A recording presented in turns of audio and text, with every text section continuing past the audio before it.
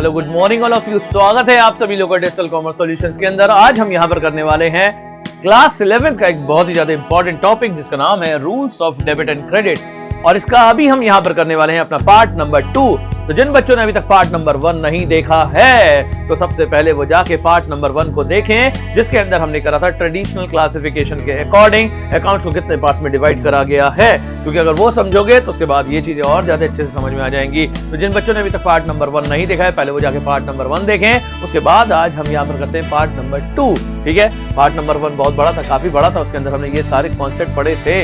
अगर आप देखें जल्दी से जाके तो ये सारी चीजें आपको मिलेंगी। उसके अंदर हमने पढ़ा था ट्रेडिशनल क्लासिफिकेशन के अंदर कौन कौन से अकाउंट होते हैं, पर्सनल होता है, रियल होता है, नॉमिनल होता है। लेकिन आज हम यहाँ पर करने वाले हैं अपना मॉडर्न क्लासिफिकेशन, और मॉडर्न क्लासिफिकेशन के अकॉर्डिंग अगर मैं यहाँ पर बात करूं तो अकॉर्डिंग टू मॉडर्न क्लासिफिकेशन हम यहाँ पर अकाउंट्स को डिवाइड करने वाले हैं 5 पार्ट्स के अंदर। बहुत छोटा सा टॉपिक है, एग्जामिनेशन 3-4 नंबर से ज्यादा नहीं आता, लेकिन बेस है आगे आने वाले सारे चैप्टर्स का। ठीक है, तो according to modern classification accounts को 1, 2, 3, 4, 5 पार्ट में डिवाइड करा गया है। सर इन दोनों के कलर क्यों सेम रखे हैं और इन तीनों के कलर्स अलग क्यों रखे हैं? तो यहां पर ध्यान रखना है, इन तीनों के सेम रूल अप्लाई होंगे और इन दोनों के सेम रूल अप्लाई होंगे। लेकिन देखा जाए तो कितने पार्ट्स में डिवाइड करा गया है? सर 5। पहला एसेट अकाउंट होगा सर, दूसरा सर लायबिलिटीज अकाउंट होंगे, तीसरा कौन सा? रेवेन्यू, जो भी आपकी इनकम है वो होंगे, फोर्थ वन आपका सर कैपिटल अकाउंट होगा, और एक होंगे आपके एक्सपेंसेस अकाउंट। यानी according to modern classification accounts are divided into 5 parts. 5 part में उसे डिवाइड करा गया है। 5 कौन कौन से हैं सर? एक तो एसेट है, एक लायबिलिटी है, एक एक्सपेंस है, एक रेवेन्यू है यानी इनकम है, और एक है हमारा कैपिटल अकाउंट। कैपिटल, लायबिलिटीज और रेवेन्यू के सेम रूल एप्लीकेबल होंगे, ध्यान रखिएगा। और एसेट में और एक्सपेंसेस में इन दोनों में सेम टाइप के रूल एप्लीकेबल होंगे। रूल्स क्या है सर? देखें जरा। बेसिकली हमें यहां पर क्या बनाना है? एक टी शेप अकाउंट बना के दिखाना है। एक तरफ इंक्रीज आएगी, एक तरफ डिक्रीज आएगी, एक तरफ इंक्रीज आएगी और दूसरी तरफ डिक्रीज आएगी। लेकिन किस अकाउंट में कहां इंक्रीज आएगी और कहां डिक्रीज आएगी ये हमें यहां पर देखना है। तो सबसे पहले हम इसे 2 पार्ट्स में डिवाइड कर लेते हैं। ठीक है, 2 पार्ट में कैसे? सर एक तरफ आ गई हमारी एक्सपेंसेस और एसेट, और दूसरी तरफ आ जाएगा हमारा कैपिटल, रेवेन्यू और लायबिलिटीज। तो सबसे पहले हम इन दोनों की बात करेंगे। किसकी? सर एक तो एसेट की और दूसरा एक्सपेंसेस की। अगर किसी भी एसेट या एक्सपेंस अकाउंट को आपको बनाना है तो उसके लिए ये रूल्स आपको फॉलो करना है। रूल्स क्या है सर? रूल सिर्फ इतना सा है कि डेबिट साइड यहां पर इंक्रीज दिखाएंगे और क्रेडिट साइड में इसे डिक्रीज को हमें यहां दिखाना है। अगर कोई भी हमें एसेट अकाउंट बनाना है या कोई भी एक्सपेंस अकाउंट बनाना है तो जितना इंक्रीज इन एसेट या इंक्रीज इन एक्सपेंस होगा उन सब को हम यहां पर डेबिट साइड में दिखाएंगे।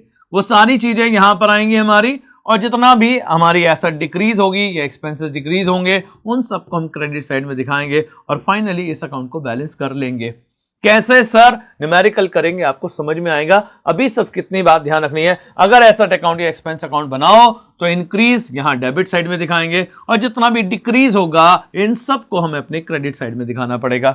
सर अगर बात करें कैपिटल अकाउंट की और रेवेन्यू की और लायबिलिटीज की, इन सब के जो भी अकाउंट बनेंगे इसमें पूरा ऑपोजिट होना है। यानी जितना भी इंक्रीज होगा इन सब को मुझे अपने क्रेडिट साइड में दिखाना है, और जितना भी डिक्रीज इन कैपिटल है या डिक्रीज इन रेवेन्यू है या डिक्रीज इन लायबिलिटीज है इन सबको मैं यहां पर अपने डेबिट साइड में दिखाऊंगा। यानी क्या कहा? ये सारे 5 पार्ट्स में डिवाइडेड हैं, इनको 2 पार्ट्स में बाइफरगेट करा है। एसेट और एक्सपेंसेस का जब हम टी शेप अकाउंट बनाएंगे तो जितना भी इंक्रीज है that will be shown in the debit side, और जितना भी डिक्रीज इन एसेट है या डिक्रीज इन एक्सपेंसेस है इन सबको क्रेडिट में दिखाना है। तो इनके लिए ये रूल फॉलो करना है, और लायबिलिटीज के लिए, रेवेन्यू के लिए और कैपिटल के लिए increase is shown in the credit side and all the decrease in the debit side. Account बनाएंगे, बैलेंस निकालेंगे, देखेंगे न्यूमेरिकल के थ्रू कि कैसे करना है। बहुत आसान है। ठीक है, करते हैं न्यूमेरिकल के थ्रू। ठीक है, ये दोनों कॉन्सेप्ट देख लीजिए, समझ में आ गए आपको। अब क्या करते हैं सर? टी शेप अकाउंट बना के देख लेते हैं। इसी टाइप का क्वेश्चन यहां पर पूछा जा सकता है। प्रिपेयर है टी शेप अकाउंट। आपको क्या बनाना है सर? अकाउंट बना के दिखाना है according to modern classification. T shape account बनाना है। किस चीज का बनाना है सर? फर्नीचर का बनाना है।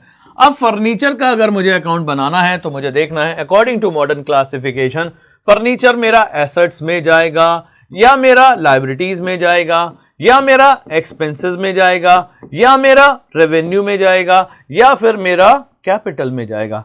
फर्नीचर कहां जाएगा सर? कैपिटल में नहीं जाएगा सर, रेवेन्यू में नहीं जाएगा, एक्सपेंस में नहीं जाएगा, लायबिलिटीज में नहीं जाएगा। फर्नीचर तो सर मेरी एसेट है, तो यहां पर मुझे जो रूल फॉलो करना पड़ेगा सर, वो कौन सा करना पड़ेगा सर? वो मुझे यहां पर एसेट वाला रूल फॉलो करना पड़ेगा। ध्यान से देखिए क्या है, टी शेप अकाउंट बनाएंगे। इंक्रीज कहां दिखाना है सर? डेबिट साइड में। डिक्रीज कहां दिखाना है सर? क्रेडिट साइड में। तो फर्नीचर के लिए एक फॉर्मेट बनाएंगे, तो फॉर्मेट कुछ इस टाइप से बनेगा। क्या बनाया सर हमने? एक टी शेप अकाउंट बनाया। इंक्रीज यहां दिखाना है सर, ये आ गई इंक्रीज। डिक्रीज कहां दिखाना है सर? डिक्रीज दिखाना है क्रेडिट साइड में, ये आ गई मेरी डिक्रीज। कौन कौन से आइटम है सर, इनकी पोस्टिंग करके दिखा दें। सबसे पहले क्या करा है मैंने? सर मैंने फर्नीचर खरीदा है, फर्नीचर परचेज करा है। फर्नीचर परचेज करने से फर्नीचर की वैल्यू इंक्रीज होगी या डिक्रीज होगी? सर फर्नीचर खरीदा है, फर्नीचर की वैल्यू इंक्रीज होगी। तो हम यहां पर दिखा देंगे अपना क्या, फर्नीचर परचेज्ड। ठीक है, फर्नीचर परचेज कितने का फर्नीचर परचेज करा है जी? हमने 50,000 रुपीज का परचेज करा है। Purchase that will increase the furniture, और अगर इंक्रीज है तो उसे कहां दिखाएंगे सर? डेबिट साइड में दिखाएंगे। नेक्स्ट आइटम क्या है? Furniture sold. फर्नीचर कितने का सेल करा है सर? हमने 10,000 रुपीज का फर्नीचर यहां पर सेल करा है। फर्नीचर सेल करा है, फर्नीचर की वैल्यू इंक्रीज होगी या डिक्रीज होगी? सर फर्नीचर अगर सेल करा है तो उसकी वैल्यू डिक्रीज होनी चाहिए, तो यहां पर लिख देंगे हम फर्नीचर सोल्ड। कितने का फर्नीचर हमने सेल करा है सर? 10,000 रुपीज का फर्नीचर हमने यहां पर सेल करा है, तो 10,000 रुपए इधर आ जाएगा। बिल्कुल सिंपल सा कॉन्सेप्ट है। देखना है इंक्रीज किधर होगा और डिक्रीज कैसे होगा, और उसे किस साइड में आपको पोस्ट करना है। The next item is furniture again purchase for rupees 15,000। 15,000 रुपए का फर्नीचर हमने और खरीदा है। बताइए इंक्रीज है या डिक्रीज है? फर्नीचर फिर से खरीदा है, इंक्रीज और डिक्रीज। सर फर्नीचर खरीदा है, सिंपल सर इंक्रीज होगा। तो अगेन फर्नीचर परचेज, हमने कितने का फर्नीचर खरीदा? 15,000 रुपीज का, 15,000 रुपए का फर्नीचर और हम यहां पर दिखा देंगे।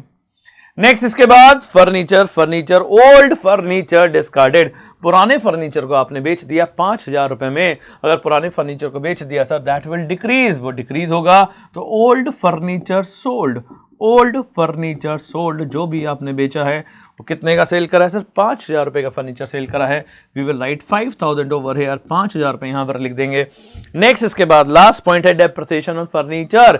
डेप्रिसिएशन आप सब लोगों ने पढ़ा है बेसिक अकाउंटिंग टर्म्स के अंदर। डेप्रिसिएशन क्या होता है सर? डेप्रिसिएशन होता था decrease in the value of fixed asset due to use, due to passage of time और ड्यू टू ऑब्सोलेंस। इससे फर्नीचर की वैल्यू कम ही होगी, और अगर फर्नीचर की वैल्यू डिक्रीज होगी तो सर हम इसे क्रेडिट साइड में दिखाएंगे। डेप्रिसिएशन ऑन फर्नीचर कितनी वैल्यू थी सर? इसकी वैल्यू थी 3,000 rupees.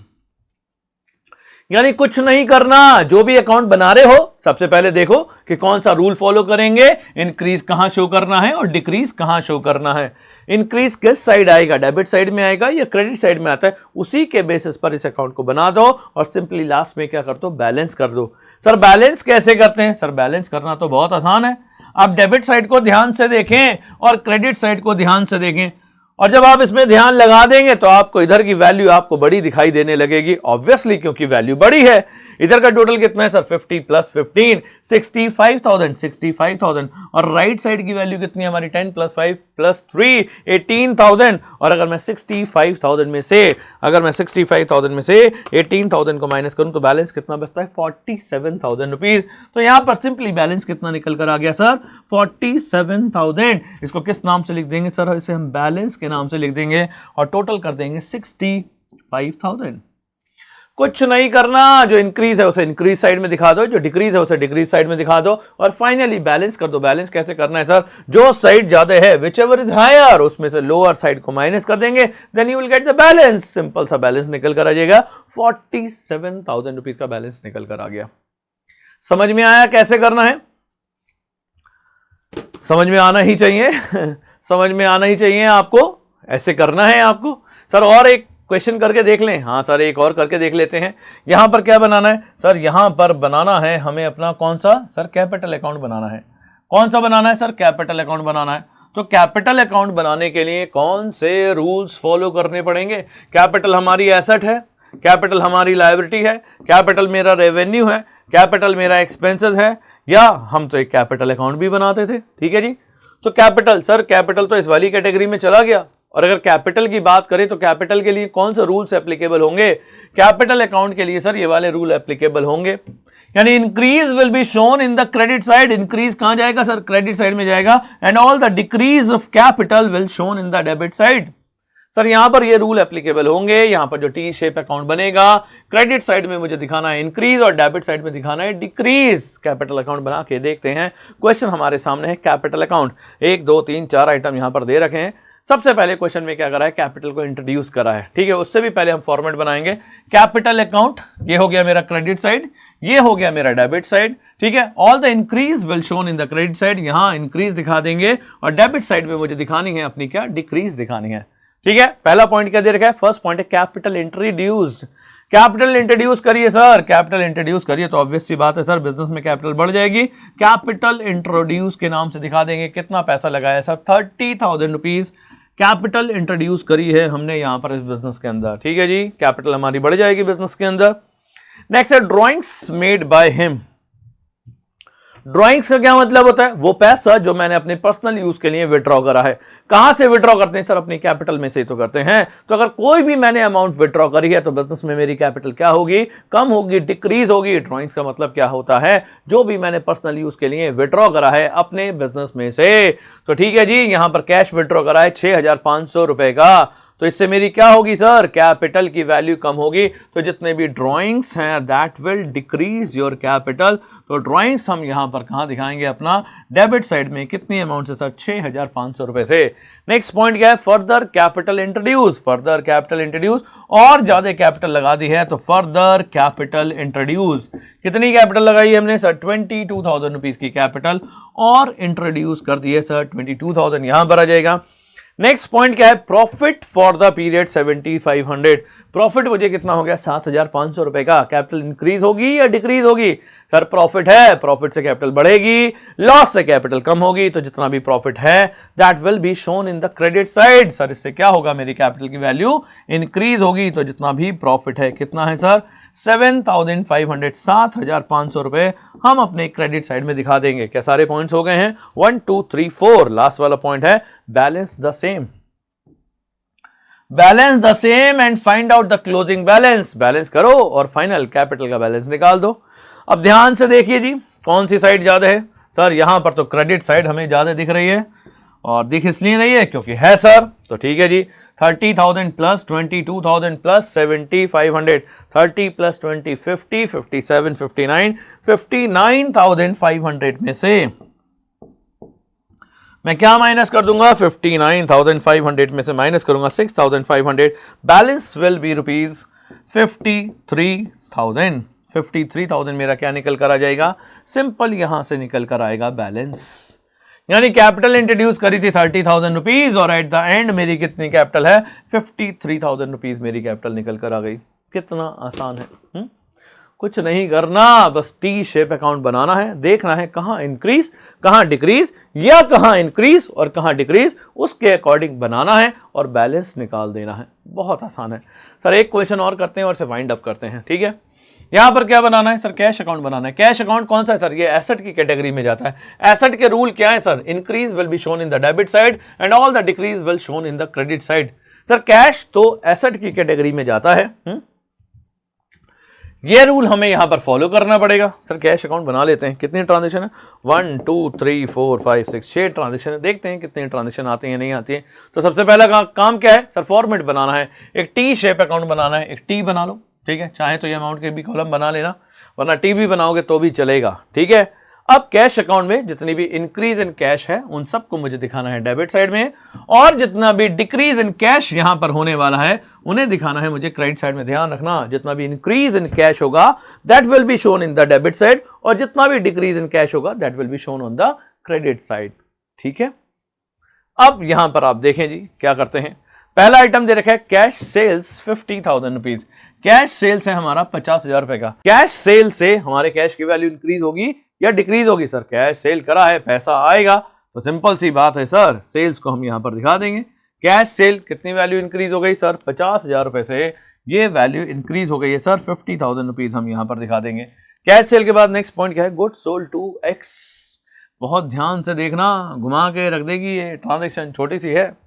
Goods sold to X. अब आप सोचेंगे हमने गुड सेल करा है, हमारे पास पैसा आएगा, लेकिन अगर ध्यान से देखें और ध्यान से देखें तो यहां पर ये जो ट्रांजेक्शन है ये क्या है सर, टू एक्स, एक्स को सेल करा है, और एक्स को हमने किस में सेल करा है सर, एक्स का मतलब है पर्सन का नेम है, और इसको मैंने क्या करा है, क्रेडिट में सेल करा है सर। ये तो क्रेडिट वाली ट्रांजेक्शन हो गई, ये तो कैश में आनी ही नहीं चाहिए।